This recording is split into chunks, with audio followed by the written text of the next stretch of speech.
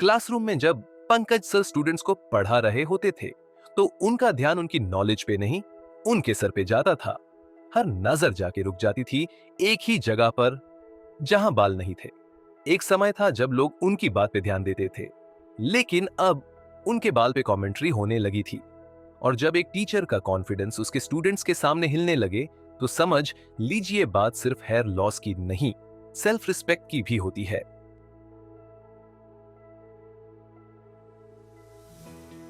The teacher with grade 7 boldness. ये कहानी है पंकज सर की, एक पैशनेट टीचर जिन्होंने अपना करियर तो बना लिया, लेकिन अपने लुक्स और कॉन्फिडेंस को हर दिन हारते जा रहे थे। 4 साल तक उन्होंने हेयर फॉल का सामना किया। इनिशियली टेम्पल्स थिन होने लगे, फिर मिड स्कैल्प और क्राउन एरिया भी कंप्लीटली एक्सपोज होने लगा। जैसे जैसे समय बीता, उनको ग्रेड 7 बॉल्डनेस हो चुकी थी। स्कैल्प के सिर्फ साइड और बैक पोर्शन में कुछ बाल बचे थे, और उनकी आंखों में एक ही सवाल था, क्या अब कुछ हो सकता है? हर शैम्पू ट्राई किया, ऑयल्स बदले, होममेड नुस्खे और क्लिनिक से क्लिनिक कंसल्टेशन सब किया, लेकिन इंप्रूवमेंट नहीं मिला। फिर एक दिन उनके एक दोस्त ने उनको बताया कि उसने हेयर ट्रांसप्लांट करवाया था। रियल रिजल्ट देखा, मुझे भी हेयर चाहिए किसी भी हाल में। लेकिन हेयर ट्रांसप्लांट सिर्फ कहने की चीज नहीं होती। बहुत सी चीजें होती हैं जो लोग इग्नोर कर देते हैं, जैसे डोनर लिमिटेशन, रियलिस्टिक एक्सपेक्टेशन और planning, understanding grade 7 boldness, hair science and logic. देखिए, हमारा स्काल्प ओवल शेप का होता है। नॉर्मल एनाटॉमी में फ्रंट से लेकर डोनर जोन तक हेयर होता है, लेकिन ग्रेड 7 बॉल्डनेस में लगभग 70 से 75% बाल झड़ चुके होते हैं।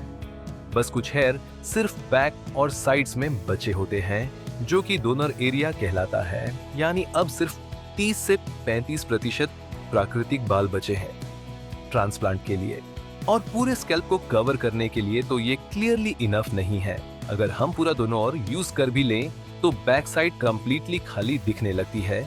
इसलिए ट्रांसप्लांट का मतलब प्योर कवरेज नहीं होता, बल्कि स्मार्ट और स्ट्रेटेजिक कवरेज होता है। सॉल्यूशन एंड प्लानिंग हमने यूज किया QHT technique, quick hair transplant. इस टेक्निक में हम करते हैं रैंडम एक्सट्रैक्शन, जिसमें back and side donor area का यूनिफॉर्म हार्वेस्टिंग होता है, ताकि बाद में थिनिंग ना दिखे और नेचुरल फिनिश रहे। हमने पेशेंट के स्कैल्प का प्रॉपर एनालिसिस किया, डोनर डेंसिटी मेजर की और निकाले रियलिस्टिक ग्राफ्ट काउंट, जिसमें ना ओवर प्रॉमिस था ना अनरियलिस्टिक एक्सपेक्टेशन।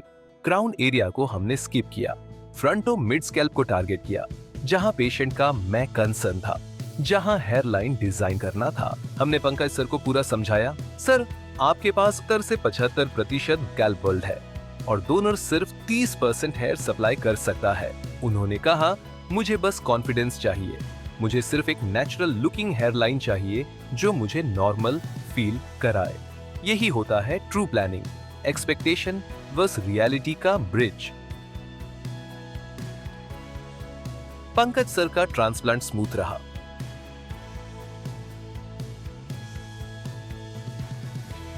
सर्जरी के बाद पहला महीना शेडिंग फेज स्टार्ट हुआ, natural part of the process.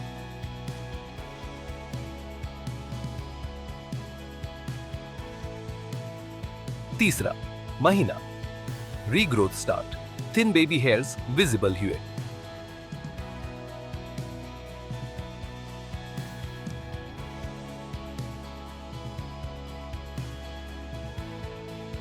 Visible volume build हुआ, फेस फ्रेमिंग स्टार्ट हो गई।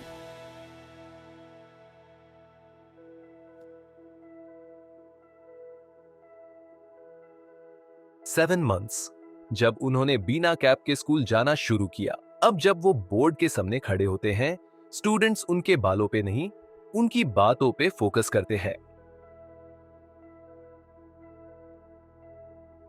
QHT क्लिनिक में हम सिर्फ प्रोसीजर नहीं करते, हम बॉन्ड बनाते हैं।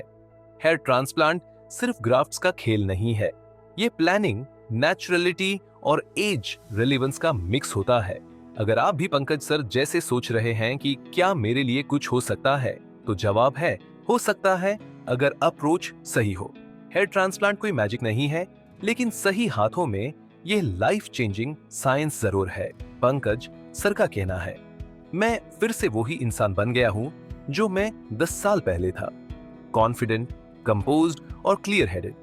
और ये सब पॉसिबल हुआ क्योंकि किसी ने सिर्फ ट्रीटमेंट नहीं, मेरा सोचा।